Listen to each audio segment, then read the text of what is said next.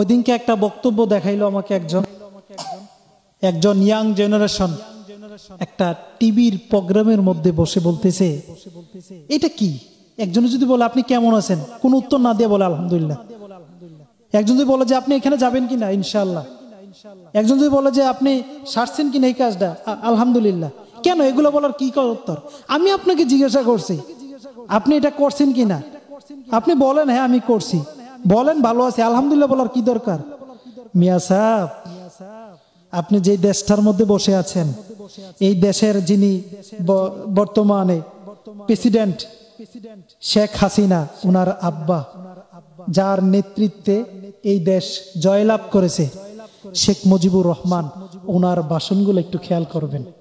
খেয়াল করলে দেখবেন উনি প্রত্যেকটা কথায় কথায় ইনশাআল্লাহ আল্লাহর উপরে ভরসা রাইখা রাইখা কথাগুলো বলছে। কথা বুঝছেন কিনা? মিয়া সাহেব, কেউ যদি আপনাকে জিজ্ঞায় যে আপনি কেমন আছেন, আলহামদুলিল্লাহ ভালো, আমরা তো বলি আলহামদুলিল্লাহ ভালো, মানে আল্লাহ আমাকে ভালো রাখছে, আলহামদুলিল্লাহ। আল্লাহ তো আমাদের সৃষ্টিকর্তা, আল্লাহ তো আমাদের রিজিক দাতা, আল্লাহ তো আমাদেরকে সবকিছু দিচ্ছেন, আল্লাহ ছাড়া আর কোনো প্রভু নাই। তো আল্লাহর উপরে ভরসা করে আমরা কথা বললে তো কোনো সমস্যা নাই। যিনি বললাম না, যিনি প্রধানমন্ত্রী, ওনার বাবা জনাব শেখ মুজিবুর রহমান, যাকে আমরা জাতির পিতা বলি, শেখ মুজিবুর রহমান যখন প্রত্যেকটা ভাষণ দিছে তখন কিন্তু ইনশাল্লাহ বলছে, আল্লাহর উপরেও ভরসা রাইখা রাইখা কথা বলছে।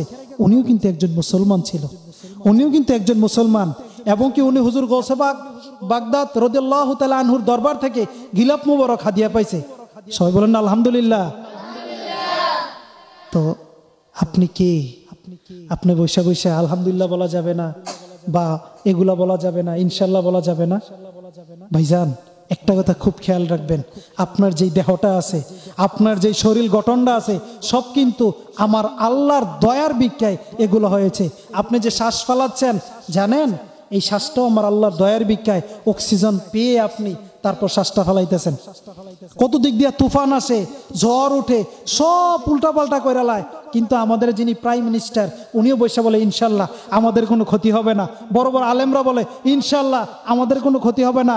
বড় বড় ডাক্তাররা বলে কোনো রোগ হইলে ইনশাল্লাহ আপনার কোনো ক্ষতি হবে না। টিচাররা বলে তুমি পরীক্ষা দাও, ইনশাল্লাহ তোমার কিছু হবে না। যখন কারোর শরীর থেকে একটু ব্যথা আছে, সে বলে আলহামদুলিল্লাহ আল্লাহ আমাকে ভালো রাখছে, আলহামদুলিল্লাহ আল্লাহ আমাকে ভালো রাখছে। এই লোকটাও কিছুদিনের মধ্যে সুস্থ হয়ে যায়। ভাইজান, কিসের বিরোধিতা করেন?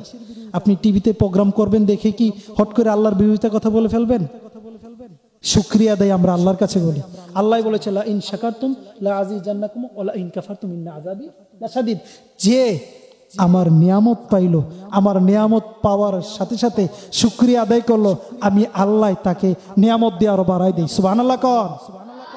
আর যে নিয়ামত পাইয়া সেরা শুকরিয়া আদায় করলো না, আমি তাকে আরো নিয়ামত থেকে বঞ্চিত করি। তো ভাই, আপনি যদি শুকরিয়া আদায় করেন, আল্লাহ আপনাকে নিয়ামত বাড়াই দিবে। আপনি দেখেন কোন কাজে আলহামদুলিল্লাহ ইনশাআল্লাহ শুকরিয়া আদায় করে দেখবেন আপনিও নিয়ামতে ভরপুর হয়ে যাবেন, আপনাকে আল্লাহ নিয়ামত দিয়ে ভরপুর করে দিবে। ভাইজান, আল্লাহ ছাড়া আর কেউ আমাদের নাই, আল্লাহ আমাদের সৃষ্টিকর্তা, আল্লাহ একজন অদ্বিতীয়।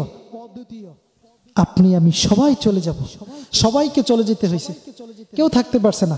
বড় বড় এই দেশের যত বড় বড় যাই বলেন না কেন, এমপি সাহেব, মন্ত্রী সাহেব, এই দেশের যাকে জাতির পিতা আমরা বলি শেখ মুজিবুর রহমান, উনিও কিন্তু চলে গেছেন।